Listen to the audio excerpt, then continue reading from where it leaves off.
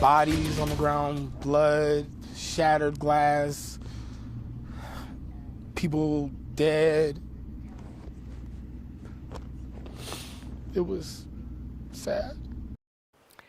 Tonight, the city of Colorado Springs says 5 people are dead and 25 are hurt after a shooting at an LGBTQ+ nightclub. The city isn't releasing their names until their families know. A 22-year-old suspect is in custody. A lot has happened just in these past few hours. There's quite a bit to unpack. Our team is covering all angles of the shooting, and we want to start with 9 News crime and justice reporter Matt Jablow, who was in the Springs overnight. A nondescript strip mall in Colorado Springs was the setting of a terrifying burst of violence late Saturday night. I'm so terribly saddened and heartbroken. The call came in just before midnight.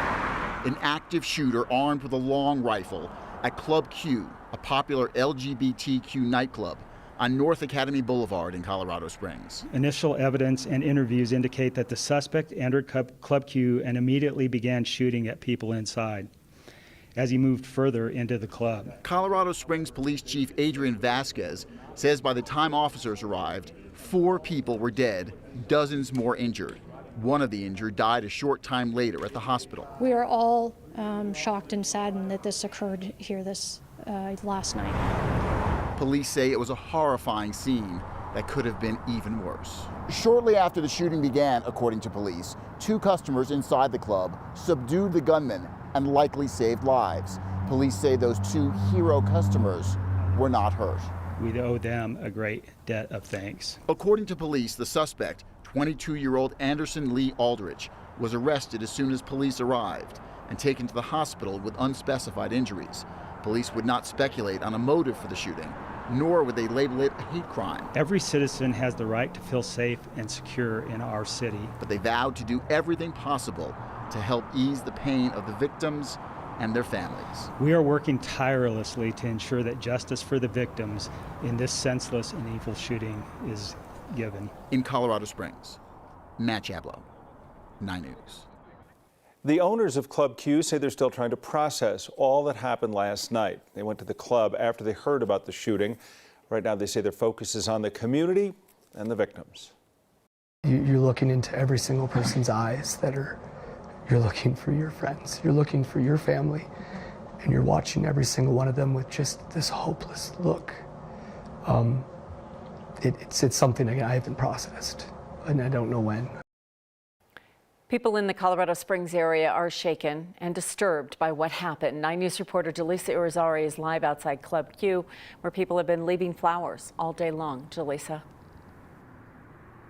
Yeah, Kim, in just a matter of hours, the memorial behind me has doubled in size, and that really speaks to how this community is feeling right now as they begin to process what happened. Agony can be anywhere. Today, pain is a pile of flowers just a block away from Club Q and the people that put them there. Frustrated. Whether it's happening more these days or not, it feels that way. Arno Van Zoren considers himself an ally. His heart is with his friends that call Club Q home. As far as I know, they're all okay. But a lot of them may be heartbroken.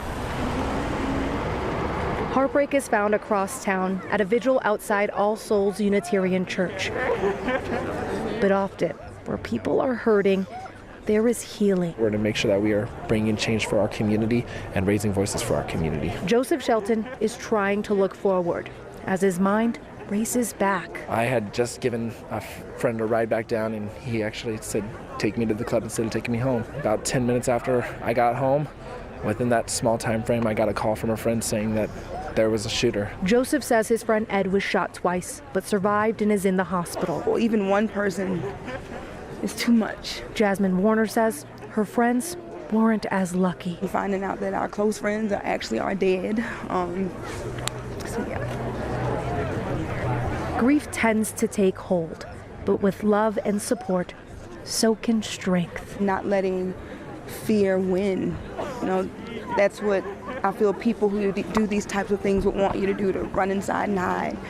And ultimately, if you do those things, it's letting them win. I know that my friends that we lost wouldn't want that. Joseph says his friend who was shot did have surgery today. He said he spoke to him on the phone shortly after, and Kim, he says he seems to be doing pretty well. Yeah, Jaleesa, we can't forget the fact that besides not knowing who the victims are, we got 25 people that were hurt, and some of them possibly facing long recoveries. Exactly, and we have to definitely keep those people in our thoughts as well. Absolutely. Thank you, Jaleesa. One man who was at Club Q last night said he thought the gunshots were part of the music at first. Once he realized what it was, he hid in one of the dressing rooms where drag queens prepare for their performances. Including me, there were 2 other people in there. I made them lock the doors. We closed and locked the doors. We got down on the ground and we cut off all the lights. We heard everything. We heard a third round of shots. We heard the assailant be detained by, I assume, employees of Club Q. We heard the police come in. We heard yelling. The suspect at this point remains at the hospital. The police department says he is expected to survive. 9 News reporter Kelly Ranke had a chance to sit down with the chief of police for an interview. And Kelly, what did you learn?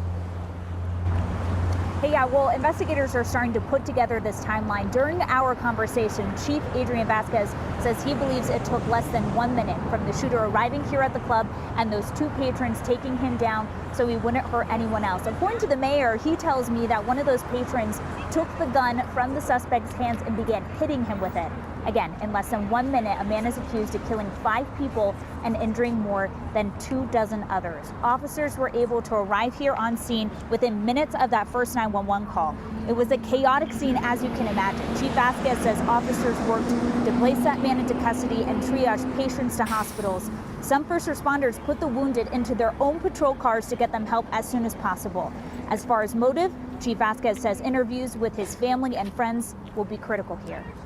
We did try to talk with the mom in this, but she was not overly cooperative with us. We're still trying to figure out more information with regard to her, or find out other things from other family members. Chief Vasquez says they're still trying to see if the suspect will be willing to speak with them. He says he doesn't believe that the suspect was shot, but he was hurt during that altercation with the patrons as they tried to take him down. Next press conference, Colorado Springs Police Department tells us, will happen by noon tomorrow. Tom. There's so much more that we will be finding out in these next few hours. Thanks, Kelly. Owners of LGBTQ plus clubs in Denver say this shooting hits close to home. Even though the Springs is about an hour away, they tell us it's still one big community. Denver is such the center of the Rocky Mountain West for pride and for our community. And Colorado Springs is an amazing community, and we are able to share a lot of performers go there, a lot of performers come here.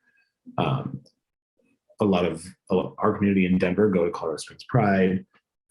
Everyone knows somebody there. Colorado Springs is such a close ally with the bars and stuff down there that I'm hoping that there's something down there, whether it's, not just for our community, but for the families. I just can't stop thinking about, as these parents are finding out about their kids that were hurt or killed last night, and how sad and devastating that is. Triangle says they always have off-duty police officers during their busiest times. They're also adding more security today and checking all coats and bags. X-Bar's owner tells us they are planning more security measures as well, including armed guards. We also want to mention that Trax Denver will be hosting a vigil for the victims. That's tomorrow night at 7. And it was about 6.5 years ago that a gunman opened fire at Pulse nightclub in Orlando, Florida, and 49 people died that night. The One Pulse Foundation held a vigil this afternoon to honor the victims of the shooting at Club Q.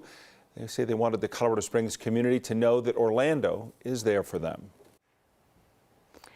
Vitalant is sending blood to hospitals in the Colorado Springs area to help the victims. They are asking people to give blood over the next few days. That blood, of course, could save someone's life in an emergency. They ask that you make an appointment, though, on their website. It has been a tough day for all of us, especially the LGBTQ plus community. If you're struggling and you need someone to talk to, there is help available. You head over to our website. We have an article with several mental health resources available online. You can find that on our homepage. And the Colorado Healing Fund has also been activated. That's a way for people to donate money to a secure way that it will go directly to the people affected and to long-term recovery.